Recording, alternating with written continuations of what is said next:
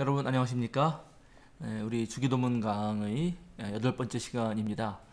지난 시간에 우리 예수님께서 하신 주의 기도가 특별히 마태복음서와 누가복음서에서 어떠한 위치를 차지하고 있는가를 말씀드렸습니다.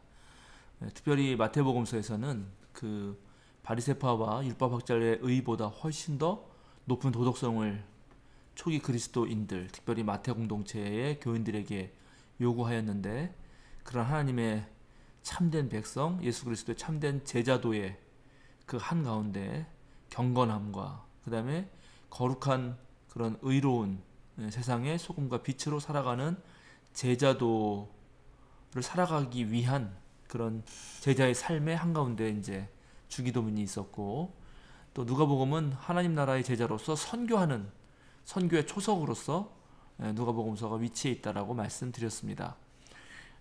그 존 도미닉 크로사는 이 기도야말로 세상의 모든 양심을 위해서 하는 기도라고 그렇게 말을 하지만, 또 복음서 이제 마태복음서와 누가복음서라고 하는 실제 이제 교회에서 신앙을 가졌던 교인들에게 쓴 그런 되게 중요한 우리 기독교 문서에서는 역시 하나님 나라의 백성으로 예수 그리스도의 제자로 살아가는 데 기초가 되는 기도로서 표현되고 있습니다. 오늘은 그 마태복음서와 누가복음서에 나오는 주의 기도를 살짝 비교를 해보고 또 주기도문의 이 구조를 좀 살펴보려고 합니다.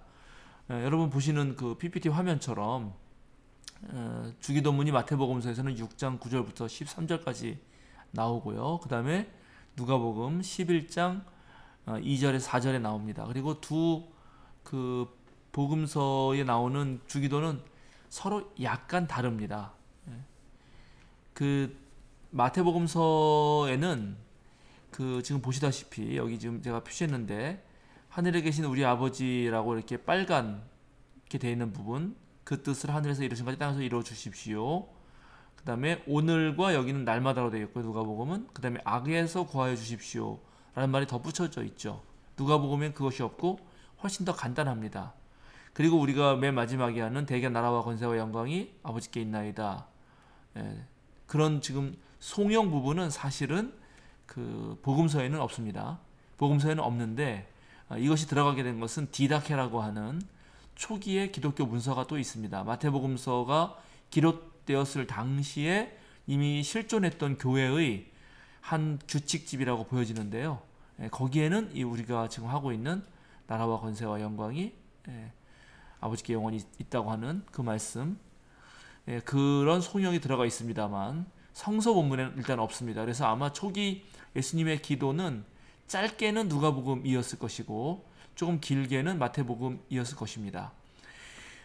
이 구조를 이렇게 보시면은 일단 맨 처음에는 하늘에 계신 우리 아버지 또는 아버지라고 하는 기도의 대상이 누구인지에 대한 호칭이 있고요.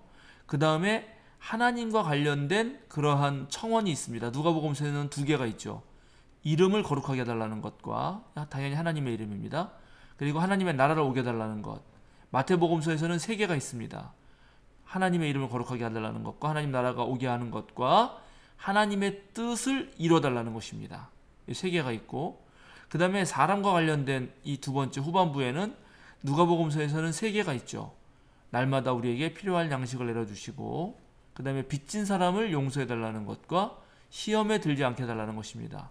마태에는 세 개의 청원에 비해서 여기는 네 개의 청원이 있다고도 볼 수 있습니다. 필요한 양식, 또 빚진 사람 빚을 없애게 해달라는 것, 시험에 들지 않게 해달라는 것, 악에서 구하라는 것. 이렇게 이걸 두 개를 나누면 이제 네 개가 됩니다. 그래서 두 개, 세 개, 그 다음에 세 개, 네 개. 그래서 주기도문의 마태복음서는 7개의 청원과 누가복음서는 5개의 청원이 있습니다. 그런데 우리가 잘 알고 있는 10계명의 경우도 가만 보면 1계명부터 4계명까지는 하나님과 관련된 계명입니다. 여러분 아시다시피. 그리고 내 부모를 공경하라고 하는 5계명부터 10계명까지 6개. 그러니까 앞에는 4개, 뒤에 6개가 하나님과 사람에 대한 그런 계명으로 되어 있습니다. 그 구조와 주기도문의 구조가 아주 똑같다는 것도 신기하고요. 그 다음에 내 부모를 공경하라 하는 말에는 또 그 뒤에 이는 하나님께서 너희에게 주신 약속 있는 첫 계명이다. 그런 하나님이란 말이 또 등장합니다. 그래서 마치 이 5계명은 위에 그 하나님과 관련된 계명과 인간에 관련된 계명을 연결해 주는 듯한 느낌을 받는데, 여기 마태복음에서도 마치 여기 그 뜻을 하늘에서 이루신 같이 땅에서도 이루어지십시오라고 하면서 하늘과 땅이 연결되죠. 이게 원문으로 보면 그 뜻을 이루어 주십시오 하고 하늘에서처럼 땅에서도 이렇게 되어 있습니다. 원문은. 그러니까 하늘에서가 위에 있다면 땅에서도 아래랑 연결되는 구조를 갖고 있어요. 이게 아주 묘한 구조이고 서로 이게 대별되는 구조라고 할 수 있습니다. 그래서 요 십계명도 그렇고 그 다음에 우리 요 그 주기도문도 그렇고 서로 하늘과 땅이 대비되는 구조가 되어 있다. 그래서 제가 이제 또 보여드리고 싶은 게 이 메노라라고 하는 유대교의 유명한 이 촛불이 있습니다. 특별히 마태복음서의 경우는 유대교에 뿌리를 둔 그리스도인들이 많았다고 보여지거든요. 그래서 유대교에서 그렇게 많이 탈피하려고 하는 것보다는 오히려 유대교를 완성하는 종교로서의 그리스도교를 생각했습니다. 그래서 유대인 전통이 이 촛불에도 더 잘 드러나는데요. 그래서 이 촛불을 보면은 여기 이렇게 요렇게 촛대가 이렇게 있죠. 이렇게 있고 요 한가운데 가운데 촛불을 중심으로 요게 한 쌍이 되잖아요. 그러면은 주기도문도 요렇게 쌍을 만들 수 있지 않을까라고 우리가 생각해 볼 수가 있습니다. 그래서 그렇게 놓고 딱 보면은 일단 누가복음서는 연결점은 없다고 보고 그냥 전체를 보자면 호칭과 두 개의 청원 그리고 인간에 대한 세 개의 청원이 이렇게 연결되는 건 혹시 아닌가 이렇게 볼 수도 있고, 그런데 이제 마태복음이 더 확실한데 마태복음은 호칭은 빼고요. 호칭은 호칭일 뿐이니까 기도의 대상이고, 그런데 바로 하나님과 관련된 청원이 세 가지가 이렇게 있고 인간과 관련된 청원을 아까 그 유혹에 빠지지 말게 해달라는 것과 악에서 구원해달라는 것을 모두 시험에 들지 않게 해달라는 것과 악에 빠지지 말라는 걸 하나의 청원으로 본다면 이렇게 또 연결해 볼 수도 있겠죠. 그리고 뜻의 실현이 하늘에서처럼 땅에서도라는 말이 마치 그 메노라 촛대의 한가운데 있는 연결점처럼 느껴집니다.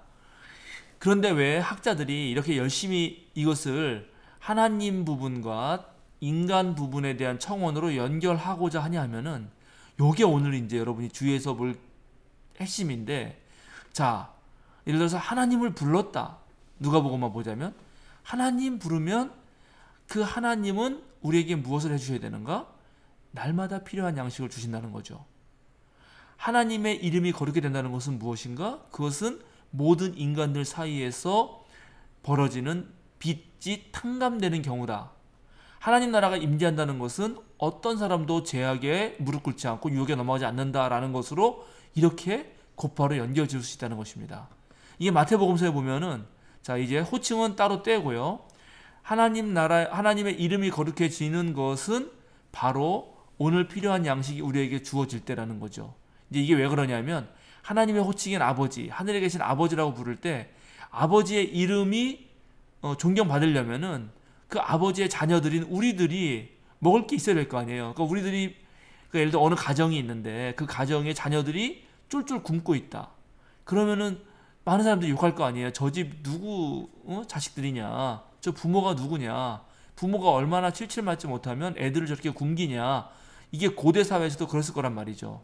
그래서 하나님의 이름이 제대로 영광스럽게 되려면 그의 자녀들에게 필요한 양식이 있어야 한다는 것이고, 또 마찬가지로 하나님 나라가 임재하는 것은 사람들 사이에서 서로가 빚이 탕감되어서 어느 누구에게도 채무자와 채권자 사이에 어떤 그런 지배관계 같은 것이 형성되지 않는 것, 그리고 하나님의 뜻이 실현된 세상이라고 하는 것은 모든 유혹과 악에서 구원받는 곳이 되는 것이다 라고, 이렇게 하나님 세상, 하늘나라와 땅의 세상, 인간의 세상을 주기도문 자체가 연결짓고 있다라고 우리가 생각해 볼 수 있다는 것입니다.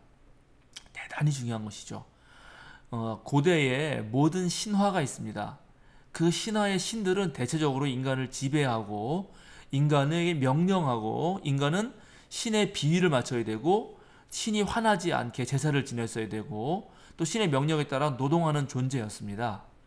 그런데 유대 기독교 전통은 그런 당대 고대의 모든 신화와 달리 바로 하늘에 계신 하나님께서 직접 인간을 사랑했기 때문에 인간의 땅으로 내려오시는 그것으로서, 즉 인간 세상을 위한 존재로서 신이 계시다, 그런 신이 있다라고 하는 놀라운 생각의 전환으로부터 시작합니다. 그런데 주기도문에도 역시 그러한 구조가 그대로 반영되어 있다는 거예요. 말씀드린 대로 우리가 하나님께 영광을 돌리고 하나님 나라를 높이고 하나님의 나라가 임하기를 원하고 하나님의 뜻이 이루어지기를 원한다는 그 모든 것은 바로 우리 인간 세상에서 이러한 방식으로 실현될 때 가능하다는 것을 말씀드리는 것입니다. 그래서 이런 것을 우리 그 그리스도인들의 윤리적 삶하고도 연결 지어보자면 우리들의 그런 아주 종교적 신심이 잘 드러내는 곳은 오히려 인간 사회에서의 도덕적 삶, 어찌 보면은 그런 아주 가장 보편적인 인류애, 어찌 보면 그 인류애를 넘어서 모든 생명에게 공감하는, 그리고 그 생명의 고통에 아파하는 그런 정말 깊은 사랑의 능력으로 드러난다.